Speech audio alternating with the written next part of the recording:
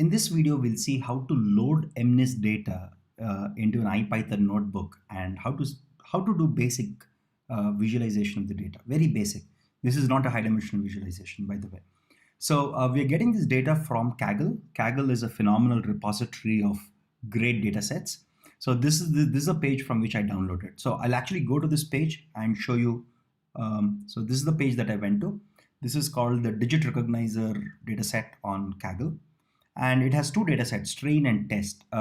We'll go and understand what training is, what testing is when we learn actual machine learning models. Right now, what you could do is you could just go and click on this download button, which will give you the data set. Okay, it's called train.csv.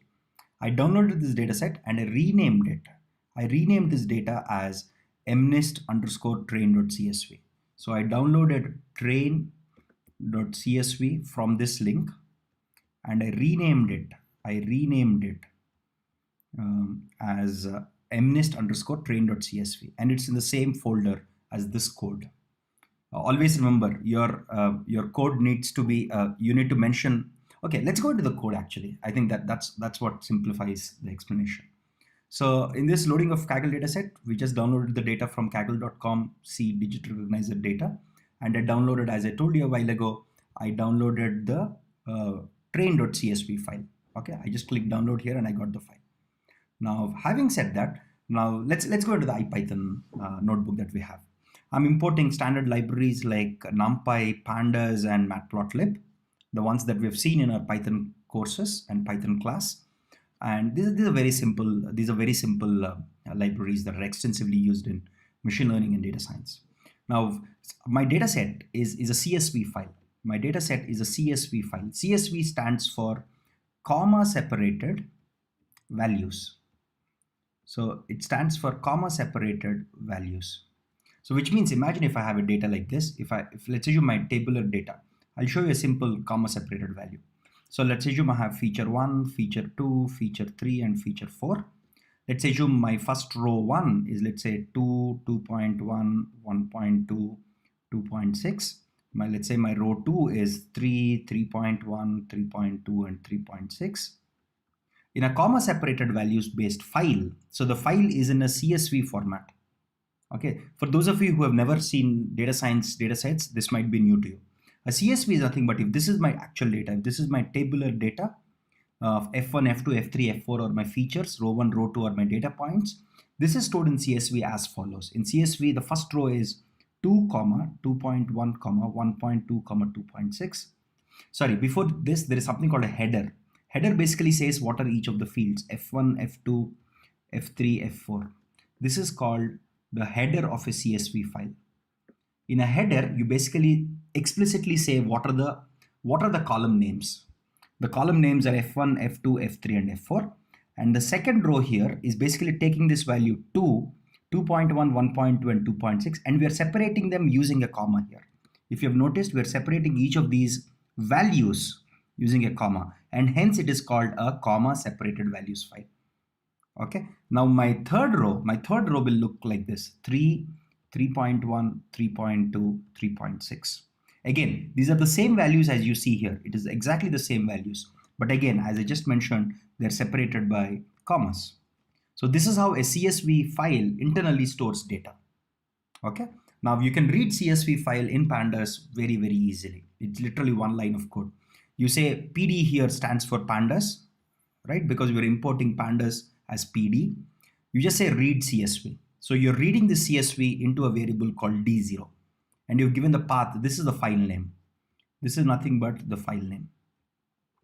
Okay. So you're saying read this file into this variable D0 and you read it as a CSV because this file itself is a CSV file. Okay. And we just understood what CSV looks like. Now, next thing that we do here is, since as soon as I loaded this file, I want to print it and see if everything looks decent, everything looks sane. Okay, so let's go down and see the output of print D0 head. Oh, by the way, the function head literally prints the first 5 rows. So what this says is print the first 5 rows. Print the first 5 rows of D0.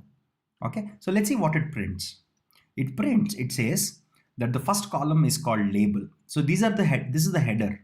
This is basically saying what is the column, what is the first column name, what is the second column name, third column name, fourth column name, etc.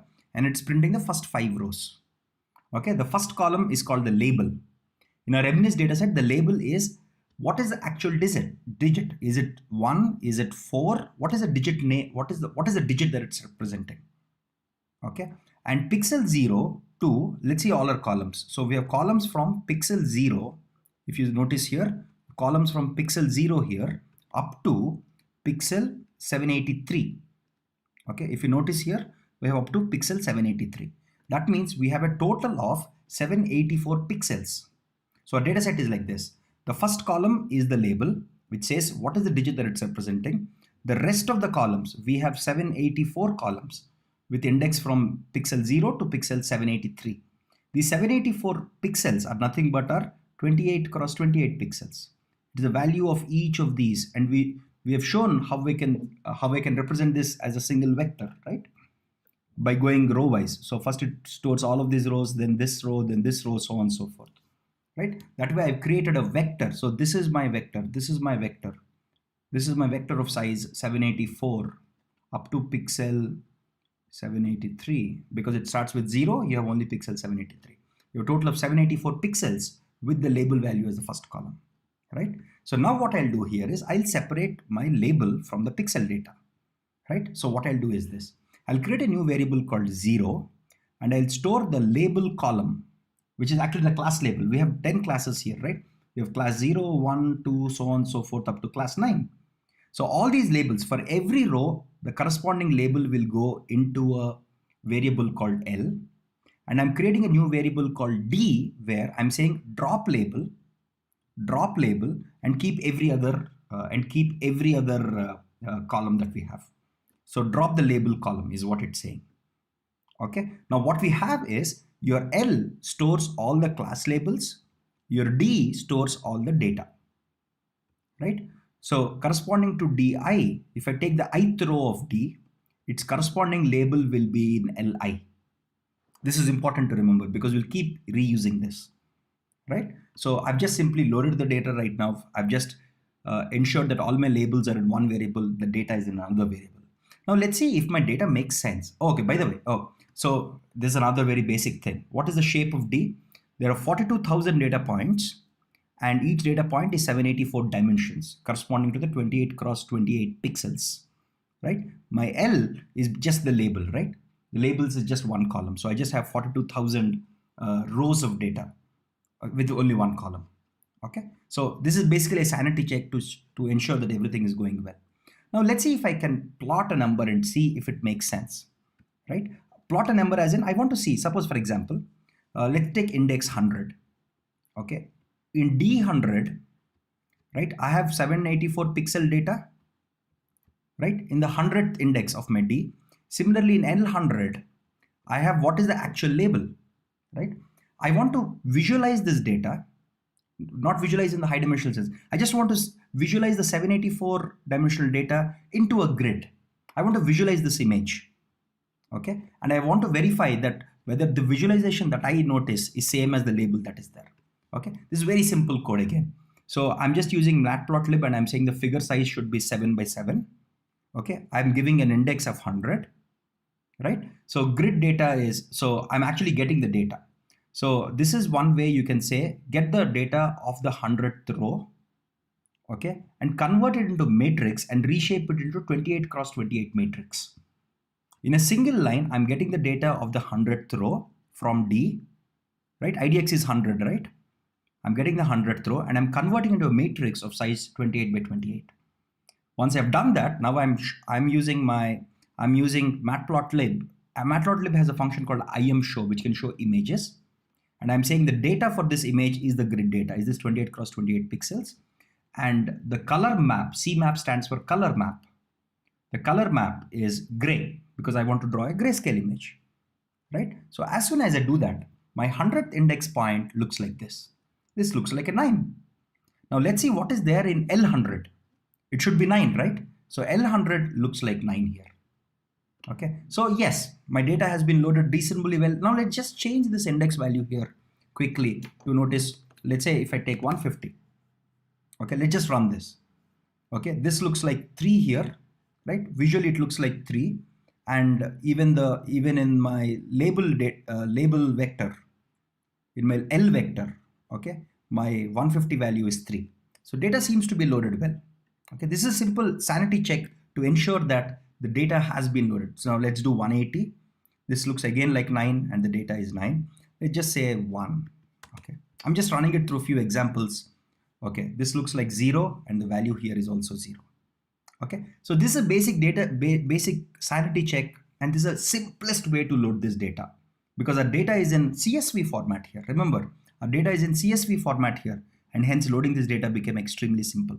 In the real world, if the data is in some other format, if it's in a database, loading it might require you to write special code. In this case, since pandas can easily read CSV files, we just loaded all the data in one line of code. Okay, so this is a simple example of loading our MNIST data and ensuring and slicing this data. What is slicing? Slicing basically means I took the whole label column and put it in a variable called label, and I dropped label column. Rest of them I put it in a file called I put it in a variable called D. So I've split my class labels and my data set. We'll see why that's useful later. And I just wrote some simple code to visualize each of the images, just as a sanity check. So this is how we load our MNIST data in just a few lines of code. This is literally like 10 lines of code, right? Very, very simple code to load our data sets.